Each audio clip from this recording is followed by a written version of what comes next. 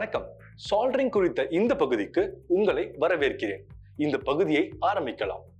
பயிற்சியின் முடிவில் பயிற்சியாளர்கள் செய்ய இயல்பவை: கிரிம்பிளிங் ஜாயின்ட்களை இணைப்புகளுடன் தயார் செய்தல், ப்ளோ லேம்ப் பயன்படுத்தி கேபிள் லக்களை சால்டர் செய்தல், சால்டர் இரும்பு அதாவது சால்டரிங் ஐரன் மூலம் கேபிள்களை சால்டர் செய்தல். தேவையான உபகரணங்கள்: ஒரு பயிற்சியாளர் கருவி கிட், ஒரு கிரிம்பிளிங் பிளேயர், ஒரு ப்ளோ லேம்ப், ஒரு டாங், ஒரு காம்பினேஷன் பிளேயர்.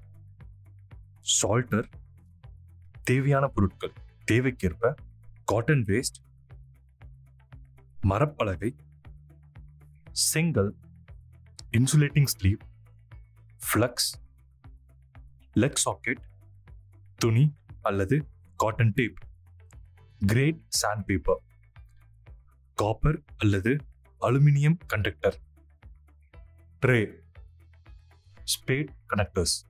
இந்த பகுதியில் 3 பணிகள் பற்றி அறிந்து கொள்வோம். பணி 1: கிரிம்பிளிங் ஜாயின்ட்ஸ் இணைப்புகளுடன் தயார் செய்தல். பணி 2: ப்ளோ லேம்ப் பயன்படுத்தி கேபிள் லக்களை சால்டர் செய்தல். பணி 3: சால்டர் இரும்பு மூலம் கேபிள்களை சால்டர் செய்தல். முதல் பணியிலிருந்து ஆரம்பிக்கலாம். கிரிம்பிளிங் ஜாயிண்ட்களை இணைப்புகளுடன் தயார் செய்தல். கிரிம்பிளிங் ஜாயிண்ட்கள் நிரந்தரமானவை மற்றும் அதிக மின்னோட்டத்திற்கு ஏற்றவை.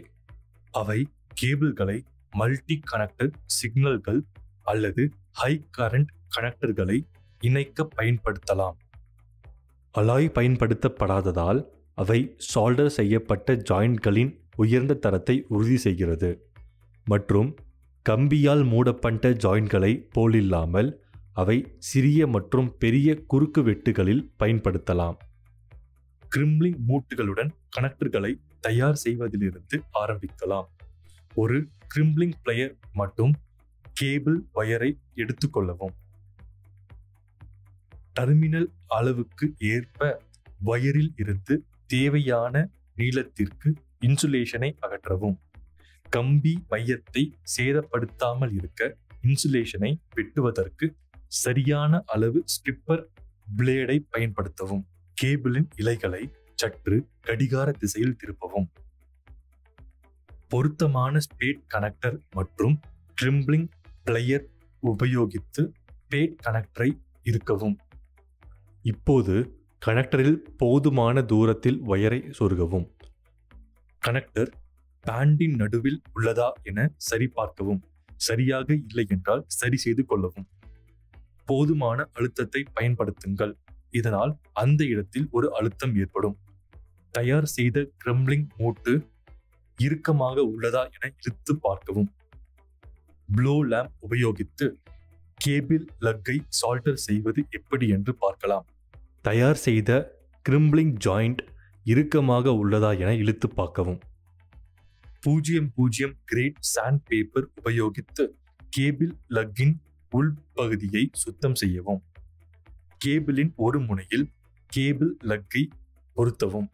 கேபிள் லக் பொருத்தப்பட்டுள்ள கேபிளின் ஆழத்தை குறியிடுக. 2 மில்லிமீட்டர் கூடுதலாக குறித்து கொள்ளவும். பிளைர் உபயோகித்து கேபிளின் இன்சுலேஷனை நீக்கவும்.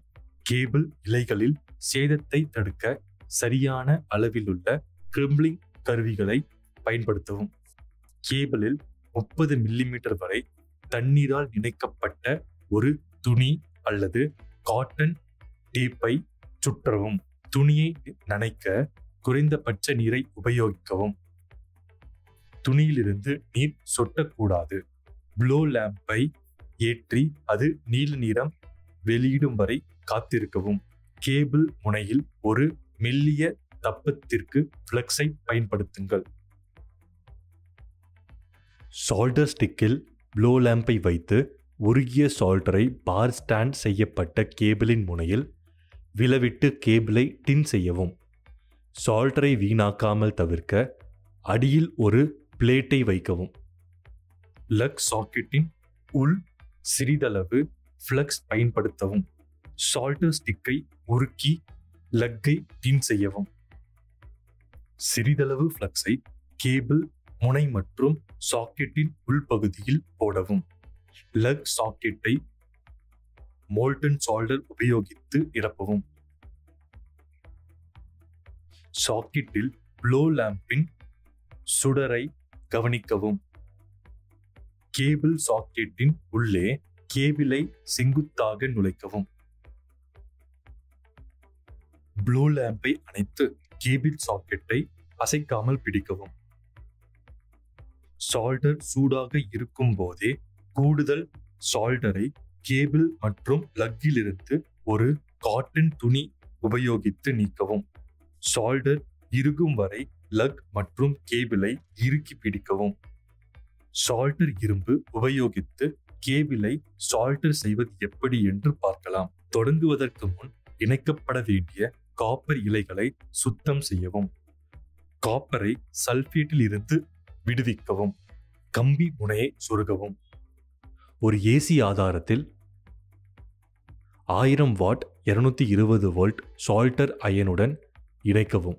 இரும்பை செங்கல் மேலே வைக்கவும். இரும்பை அதிகமாக சூடாக்கக்கூடாது. அதிக வெப்பம் இரும்பை வெட் செய்யும்.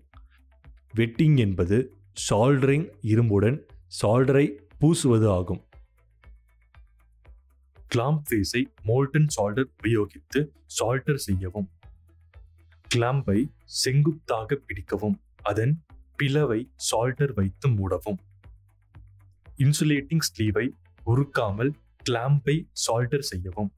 உருகுவதை தடுக்க இன்சுலேஷன் பொருளை ஒரு நனைத்த துணியால் சுற்றவும். சால்டர் இரும்பை வைத்து எப்படி சால்டர் செய்வது? கண்டக்டரை வெட்டாமல் இன்சுலேஷனை அகற்றவும். இரும்பு சால்டரை 300 வாட் 220 வோல்ட் ஏசி சப்ளையுடன் இணைத்து ஒரு செங்கலில் வைக்கவும். காப்பர் ஸ்டாண்டை எமரி பேப்பர் வைத்து சுத்தம் செய்யவும். ஸ்டாண்டை நேர்த்தியாக திருப்பவும். முனையை மரக்கட்டையில் வைக்கவும். சாஃப்ட் சால்டரை வைத்து இரும்பை வெட்டிங் செய்யவும். இரும்பை அதிக வெப்பப்படுத்தக்கூடாது. சால்டரை வைத்து ஸ்லீவ்ஸை பூசவும். டெர்மினல் இமையில் உள்ள ஒரு சின்ன லூப்பில் முனையை சொருகவும். டெர்மினல் டேபை ஒவ்வொன்றாக மடக்கி இருக்கவும். கிளாம்பை மரக்கட்டையில் வைக்கவும்.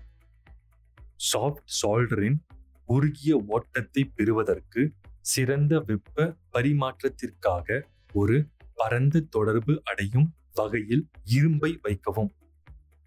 சால்டர் இறுகும் வரை காத்திருக்கவும். அடுத்த முனையில் சால்டர் இறுகவும். சிறிய அளவிலான வயர்களுக்கு சிறிய அளவு இன்சுலேஷன் ஸ்லீவ்ஸ் உள்ளன. முனையை சால்டர் செய்வதற்கு முன்பே ஸ்லீவ்ஸை பொருத்தவும். சால்டரிங் பயிற்சியின் இந்த பகுதியை சுருக்கமாக பார்க்கலாம். வெவ்வேறு கருவிகளை வைத்து சால்டரிங் செய்வது எப்படி என்பதையும், கிரிம்பிளிங் ஜாயிண்டை கனெக்டர்களுடன் இணைப்பது, கேபிளை ப்ளோ லேம்ப் வைத்து சால்டர் செய்வது மற்றும் சால்டர் ஐரனை வைத்து கேபிளை சால்டர் செய்வது பற்றி கற்றுக்கொண்டோம்.